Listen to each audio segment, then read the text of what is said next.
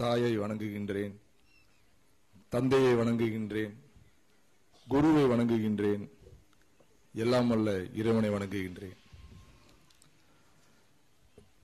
தென்றலில் குழி வாங்கி, தேனாற்றில் குரல் வாங்கி, மல்லிகையில் மனம் வாங்கி, மதுரையிலிருந்து தமிழ் வாங்கி, அலங்காநல்லூரிலிருந்து வீரத்தை வாங்கி உங்களிடையே பேச வந்திருக்கின்றேன். மெப்கோ பள்ளியினுடைய 28வது ஆண்டு விளையாட்டுப் போட்டி சீரும் சிறப்புமாக இங்கே நடைபெற்றுக் கொண்டிருக்கிறது.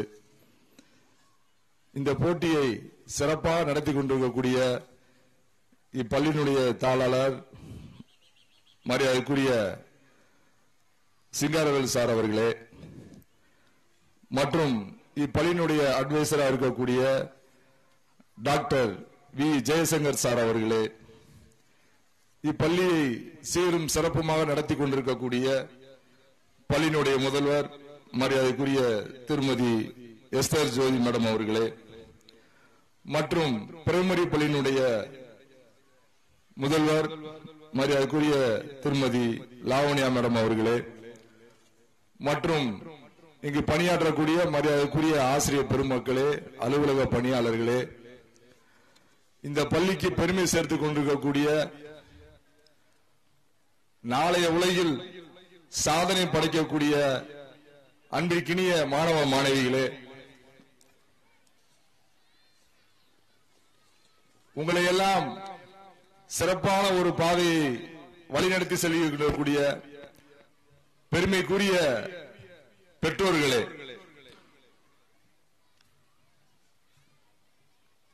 இந்த விளையாட்டு போட்டினா நடத்துறது சாதாரண விஷயம் இல்ல. நீங்க பார்த்திருப்பீங்க, இந்த ட்ராக் அந்த சுண்ணாம்பு போட்டிருக்காங்க. இது போடணும் அப்படின்னு சொன்னீங்கன்னா ஷோல்டர், ஸ்பைனல், அந்த கிப்பு ஜாயின்லாம் பயங்கர பெயினா இருக்கும். இதெல்லாம் உடற்கல்வித்துறை தான் கண்டிப்பா செஞ்சிருப்பாங்கன்னு நினைக்கிறேன். உடற்கல்வித்துறை இல்லாட்டினே இந்த விளையாட்டு விழாவே இல்ல. அவங்களுக்கு இந்த நேரத்தில் என்னுடைய மனமார்ந்த வாழ்த்துக்களையும் பாராட்டுகளையும் தெரிவித்துக் கொள்கின்றேன்.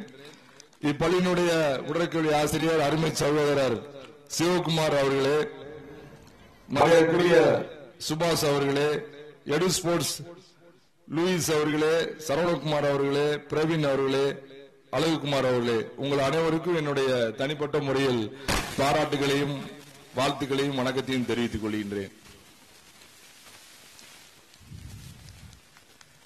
365 நாட்கள் இருக்கு. ஆனா நம்ம இந்த ஒரு நாள் தான் விளையாட்டு விழாவை மிக உற்சாகமா கொண்டாடிக்கிட்டு இருக்கோம்.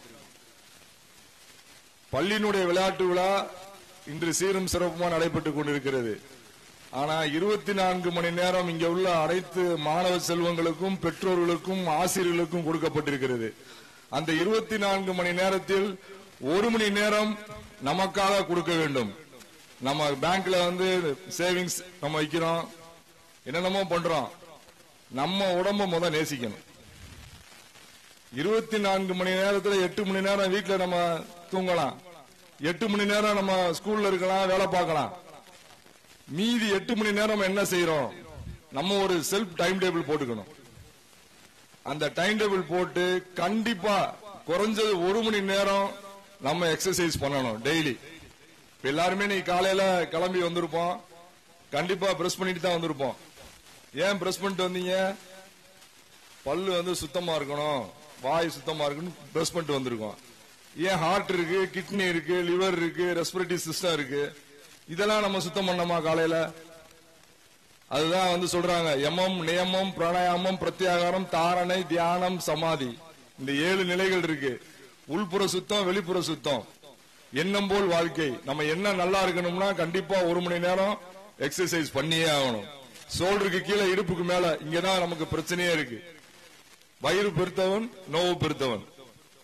அப்ப நம்ம டெய்லி உடற்பயிற்சி செய்யணும், யோகா பண்ணலாம். 82 லட்சம் யோகாசனங்கள் இருக்கு, அத்தனை செய்ய முடியாது. அட்லீஸ்ட் ஒரு 5 யோகாசனமா நம்ம டெய்லி செய்யணும். கேர்ள்ஸ் எல்லாம் ஸ்கிப்பிங் பண்ணலாம். இதெல்லாம் பண்ணும் பொழுது கான்பிடன்ட் உண்டாகும்.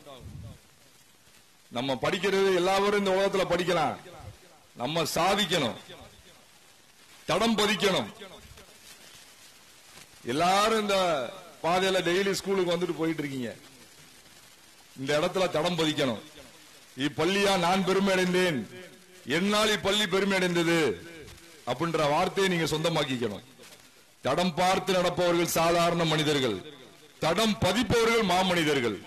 நீங்க சாதாரண ஒரு ஸ்டூடெண்டா இங்க வந்துட்டு போறீங்களா, இல்ல தடம் பதிக்கக்கூடிய ஒரு சிறந்த பெருமைக்குரிய மாணவ மாணவிகளா வர போறீங்களான்றது நீங்க தான் டிசைட் பண்ணணும். டைம் வேஸ்ட் பண்ணவே கூடாது, ஏதாவது செஞ்சுக்கிட்டே இருக்கணும். நான் அலங்காநல்லூர் அரசு ஆண்கள் மேல்நிலைப்பள்ளியில் 1998ஆம் ஆண்டு உடற்கல்வி ஆசிரியரா பணியில சேர்ந்தேன். முதல் சாரை பார்த்தானே சொன்னேன், சார் இந்த கிரவுண்ட பார்த்தோன்னே எனக்கு ரொம்ப இன்னும் சுறுசுறுப்பாயிருச்சு. எத்தனையோ பள்ளிக்கூடங்கள்ல கிரவுண்ட் வசதி கிடையாது. ஏன் இப்ப நான் பணியாற்றக்கூடிய இப்ப நார்வேல இருக்க ஸ்கூல்ல கூட கிரவுண்ட் கிடையாது. இதை பார்க்கும்போது அவ்வளவு மகிழ்ச்சியா இருந்தது. இதெல்லாம் நீங்க டெய்லி பயன்படுத்திக்கலாம். அப்ப நான் சார்ட்ட பெருமையா சொல்லிக்கிட்டு இருந்தேன், சார் ஒரு பாஸ்கெட் பால் கிரவுண்ட் ஒண்ணு கொண்டு வந்துருங்க, எப்படியாவது ஒரு வாலிபால் கோர்ட் போகணும், எப்பயுமே அது ரெடியா இருக்கணும், எந்த நேரத்திலையும் நம்ம பிள்ளைய நல்லா விளையாடணும், டெய்லி விளையாடணும் அப்படின்னு சொல்லி சார்ட்ட சொன்னேன். சார் கண்டிப்பா செய்யறேன்னு சொல்லியிருக்காங்க. அப்ப நான் எல்லா பேரும் வேலை பார்க்கறாங்க, எல்லா டீச்சர்ஸும் ஒர்க் பண்றாங்க, எல்லாரும் போறாங்க. எனக்கு அதுல உடன்பாடே கிடையாது. எனக்கு ஒரு கொஸ்டின், நான் ஏன் சிஎம் பார்க்க கூடாது, பிரைம் மினிஸ்டர் பார்க்க கூடாது, ஜனாதிபதியை பார்க்க கூடாது? நம்மளும் எல்லாரும் மாதிரியும் காலையில 9 மணிக்கு ஸ்கூலுக்கு வந்துட்டு 5 மணிக்கு பயிர் தூக்கிட்டு வீட்டுக்கு போகணுமா? எனக்கு அதுல உடன்பாடு. ஏதாவது செஞ்சுக்கிட்டே இருக்கணும். சும்மா நம்ம போய் சிஎம் பார்க்க முடியாது, பிஎம் பார்க்க முடியாது. அப்ப ஏதாவது சாதிச்சாதான் பார்க்க முடியும். அப்ப கடின உழைப்பு, விடாமுயற்சி, தன்னம்பிக்கை, இது மூணையும் என் கையில் எடுத்துக்கிட்டேன். இதுக்கு பின்னாடி என்னன்னா, ஒரு விஷயம் ஆரம்பிக்கும் போது 2003ஆம் ஆண்டு தமிழ்நாடு விளையாட்டு மேம்பாட்டு ஆணையத்தில் boxing, fencing, swimming, taekwondo, judo, squash, chess, carrom board, silambam, இத்தனை விளையாட்டு அறிமுகப்படுத்துறாங்க. அந்த பெருமைக்கு சொந்தக்காரர் மரியாதைக்குரிய புதிய விளையாட்டுகளின் தந்தை மரியாதைக்குரிய டேவிதார் ஐஏஎஸ் அவர்கள். அவர் இல்லாட்டினா நாங்களாம் இல்ல. ஏன்னா அவர் எங்களுக்கெல்லாம் ஒரு வழிகாட்டி. அவர் தான் இந்த விளையாட்டு போட்டிகள்லாம் தமிழ்நாட்டில் அறிமுகப்படுத்தினது. இப்ப நாங்க தமிழ்நாட்டிலேயே ஒரு பாக்ஸிங் கிரவுண்ட் அலங்காநல்லூர் கொண்டு வந்தேன், ஏதாவது ஒண்ணு செய்யணும்ன்றதுக்காக. அப்போ 3 நேஷனல் சங்கம் நடத்தக்கூடிய வாய்ப்பு கிடைச்சிச்சு. அடுத்து ஃபென்சிங், வால் சண்டை, அது ட்ரைனிங்காக பஞ்சாப் போயிட்டு வந்தேன் 2 மாசம். தமிழ்நாட்டில இருந்து யாரும் வரல, நான் ஒருத்தர் மட்டும் தான் இங்க இருந்து பஞ்சாப் போனேன். அப்பதான் நினைச்சேன், வாய்ப்பு ஒரு முறை தான் வரும் எல்லாத்துக்கும். அந்த வாய்ப்பை விட்டுட்டோம்னா அடுத்து நிச்சயமா வராது. வாய்ப்பு உன்னை தேடி வந்தால் நீ அதிர்ஷ்டசாலி, வாய்ப்பை நீ தேடி சென்றால் புத்திசாலி, வந்த வாய்ப்பை தவற விட்டால் நீ ஏமாளி, வாய்ப்பே வரவில்லை என்றால் நீ ஒரு கோமாளி. வாய்ப்பே வரலன்னா என்ன செய்யுங்க? ஒண்ணுமே செய்யலன்னு அர்த்தம். ஏதாவது ஒண்ணு செய்யணும். உன்னால் முடியாதது யாராலும் முடியாது, யாராலும் முடியாதது உன்னால் மட்டும் முடியும். என்னை பார்த்து சொன்னாங்க, இதெல்லாம் வேஸ்ட்டுங்க, swimming, boxing, squash, gymnastics, taekwondo, இதெல்லாம் என்னங்க, இது பேரே புரியல, இதெல்லாம் என்ன இருக்கிற விளையாட்டே விளையாட முடியல, இவர் இதை தூக்கிட்டு திரிகிறாரு அப்படின்னாங்க. அன்னைக்கு என் பின்னாடி பேசி அந்த வார்த்தைகள் எல்லாம் இன்னைக்கு காணாம போச்சு. மாநில அளவுல, தேசிய அளவுல சாதனைகளை படிக்கின்ற பொழுது வேர்வை, அந்த சிந்திய வேர்வைக்கு நிச்சயமா மகுடம் சூட்டப்படும். இன்னைக்கு சொல்றேன், ஒரு வார்த்தை சொல்லித்தரேன். இந்த விளையாட்டு 28வது ஆண்டு விளையாட்டு விழால நீங்க ஒரு வார்த்தையை மனசுல வச்சுக்கோங்க. என்னைக்குமே தோத்து போயிட்டேன்னு சொல்லவே கூடாது. ஒரு காம்படிஷன் போறீங்கன்னா நாங்க இந்த கேம்ல தோத்துட்டோம், அந்த வார்த்தை எப்பயுமே சொல்லக்கூடாது. தோல்வின்ற வார்த்தை நம்ம வாயிலிருந்து வரவே கூடாது. காம்படிஷன் போறோம், நம்ம இன்னொரு டீம் வின் பண்றாங்க, நம்ம ரன்னர் போறோம் அப்படின்னா வெற்றி வாய்ப்பை இந்த முறை நாங்க நழுவ விட்டுட்டோம் அப்படிதான் சொல்லணும். எந்த மனுஷனுக்கும் தோல்வின்னே கிடையாது. அடுத்த முறை நல்லா பயிற்சி பண்ணி வரணும். உங்களுக்கு உசைன் போல்ட் தெரியும், ஒரு தடவை ஓடும்போது அவரு அட்வான்ஸா ஸ்டார்ட் பண்ணிட்டாரு, பவுல் ஸ்டார்ட், அந்த ஈவென்ட்ல இருந்து டிஸ்குவாலிஃபைட். அவர் அப்படியே பனியனை கலட்டி அப்படியே அது துப்புறாரு, வைக்கிறாரு, கத்துறாரு, இன்னும் செய்யறாரு. அடுத்த ஒரு சபதம் எடுக்கிறாரு, அடுத்த ஒலிம்பிக்ல எல்லாரும் ஓடுவாங்க, நானும் ஓடுவேன், இனிமே அந்த ஈவென்ட் யாருமே பண்ண முடியாத அளவுக்கு என்னுடைய செகண்ட்ஸ் இருக்கணும். அதுதான் அவருடைய விடாமுயற்சி, தன்னம்பிக்கைன்றது, கடின உழைப்பு. என்ன செஞ்சாரு? இன்னைக்கு 9.64 செகண்ட்ஸ். டாக்டர் சொல்றாங்க 10 செகண்ட்ஸ்க்கு கீழே யார் ஓடினாலும் நம்ம வெயிட்ஸ் எல்லாம் வெடிச்சு சதுரிடுமா. இன்னைக்கு உசைன் போல்ட் நிக்கிறாரு. காரணம் அதான் சாதனை. நம்ம செய்யக்கூடிய சாதனையை யாரும் பீட் பண்ணவே கூடாது. அப்படிதான் நாங்க ஒரு கின்னஸ் சாதனை பண்ணோம். இங்கிலாந்துல டேக்வாண்டோ கண்டினியூவா 2 hours கிக் பண்ணிட்டே இருக்கணும். அவங்க 49,000 பண்ணியிருந்தாங்க. ஹைதராபாத்ல 85. நாங்க அதை முறியடிக்கணும்ன்றதுக்காக ஒரு 3 மாசமா பயிற்சி எடுத்து 50 மாணவர்களோட, ஏன்னா கின்னஸ்ல நான் டிவில தான் பார்த்திருக்கேன் கின்னஸ் வேர்ல்ட் ரெக்கார்ட் அப்படின்றத. சரி, நம்ம ஒரு நாள் வாழ்க்கையில் அந்த கின்னஸ் ரெக்கார்ட்ல இடம் பிடிக்கணும், ஆசைப்படணும், சாதிக்கணும்.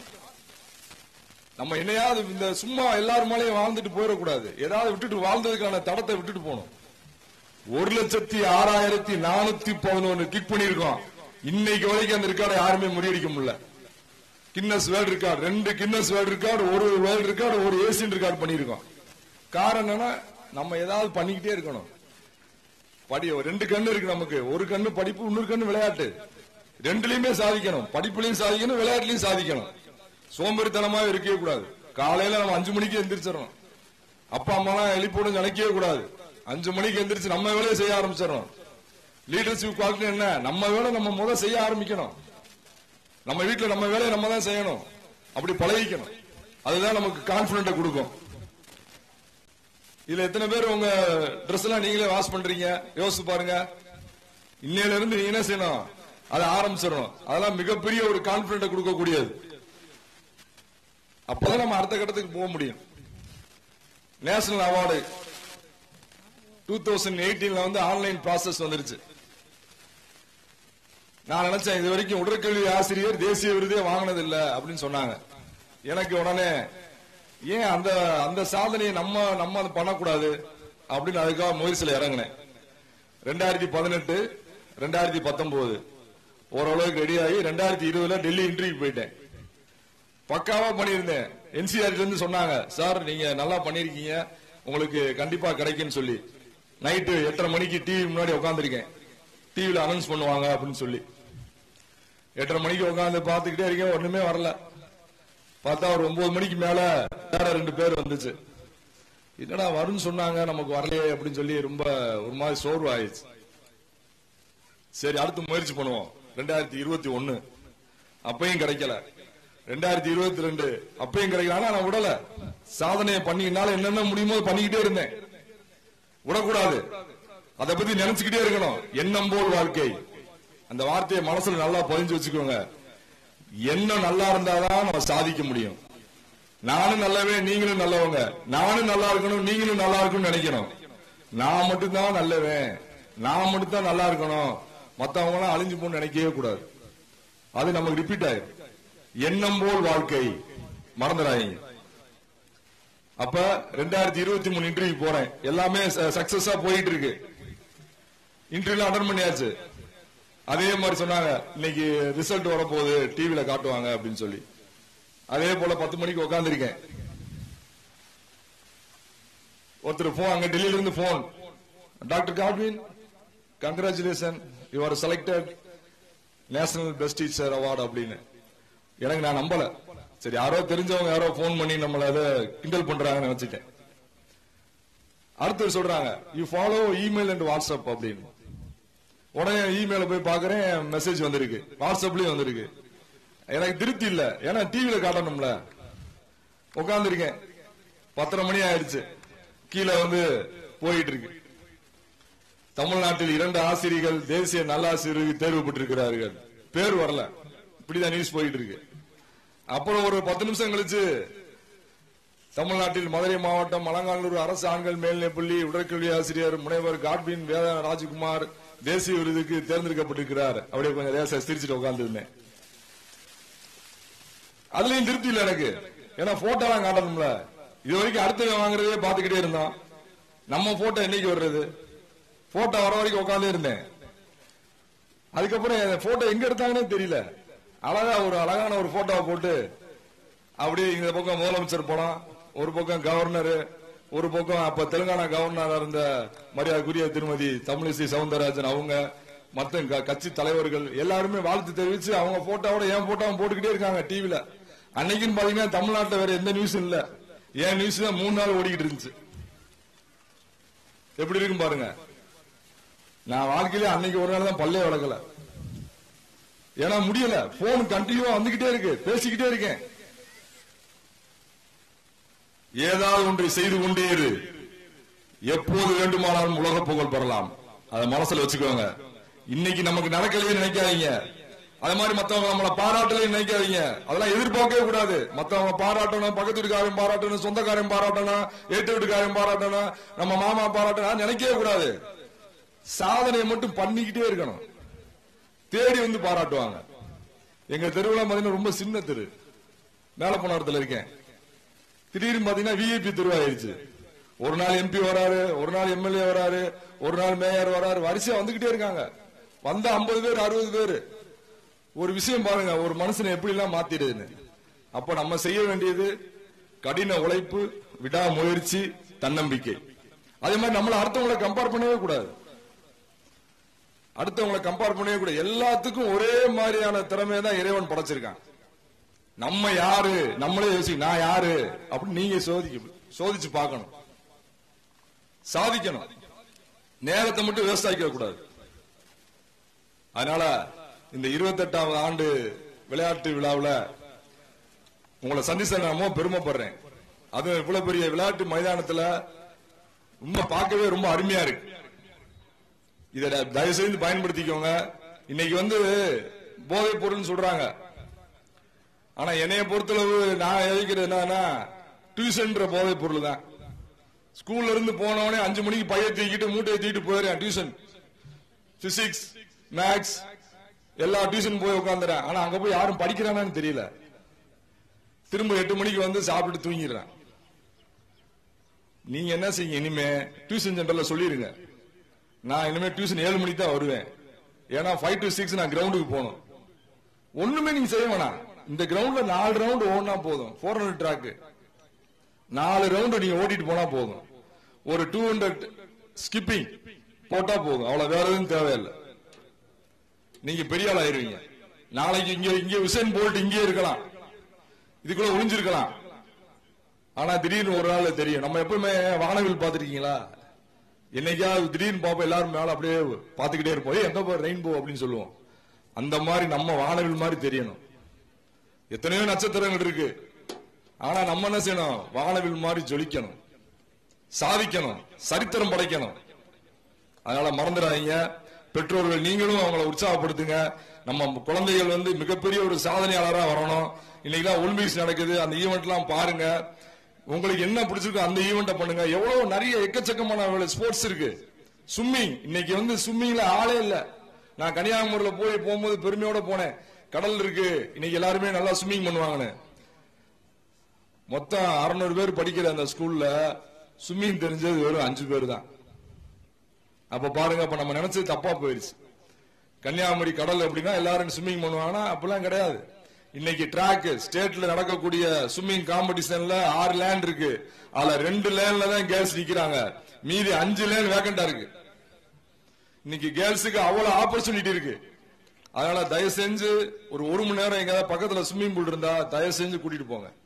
அந்த ஸ்விம்மிங்கை நம்ம நல்லபடியா பண்ணி மிகப்பெரிய சாதனை படைக்கணும்னு சொல்லி இந்த நேரத்தை கேட்டுக்கிட்டு, இந்த நல்ல வாய்ப்பை கொடுத்த மெப்கோ பள்ளி முதல்வர் அவர்களுக்கும் நிர்வாகி அவர்களுக்கும் ஆசிரியர் பெருமக்களும் என்னுடைய மனமார்ந்த வாழ்த்துக்களையும் நன்றிகளையும் வணக்கத்தையும் தெரிவித்துக் கொள்கின்றேன்.